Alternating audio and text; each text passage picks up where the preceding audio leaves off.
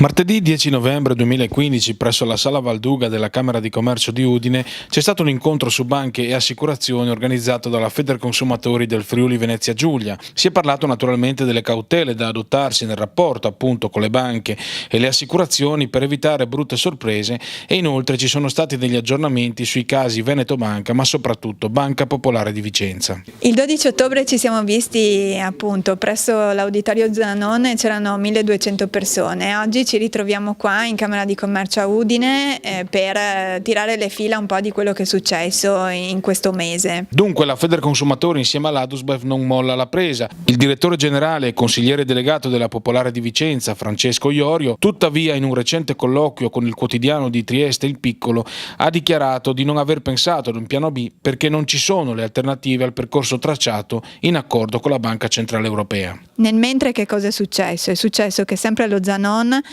qualche giorno dopo, rispetto alla nostra conferenza del 12, Iorio ha presentato per Banca Popolare di Vicenza ai dipendenti il nuovo piano industriale della banca. Chiaramente è seguita poi tutta un'azione di convocazione dei consumatori che si vedevano finanziare le proprie posizioni per l'acquisto delle azioni, e quindi noi come Federconsumatori abbiamo iniziato ad assistere queste persone in questo percorso con la Banca Popolare di Vicenza per tentare di trovare una soluzione al loro caso. Purtroppo però la soluzione consisterebbe in un rifinanziamento della posizione già finanziata, e quindi queste persone che si sono viste concedere un fido dai 100 ai 2 milioni di euro si vedono adesso formalizzare delle proposte che parebbero appunto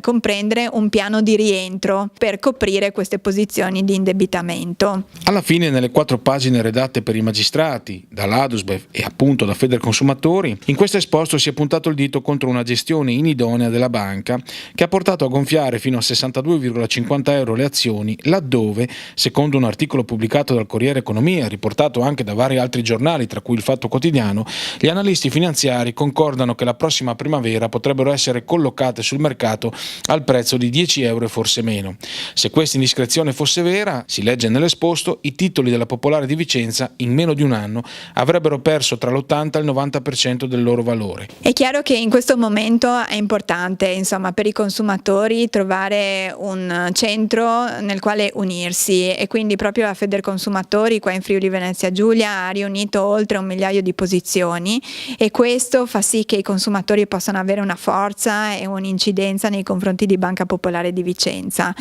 Quindi per cui quello che noi consigliamo è di rivolgersi ai nostri sportelli, perché nei nostri sportelli potranno avere assistenza i consumatori, potranno inviare attraverso di noi la lettera alla Banca Popolare di Vicenza per mettere in mora l'istituto di credito e per chiedere il risarcimento di tutti i danni.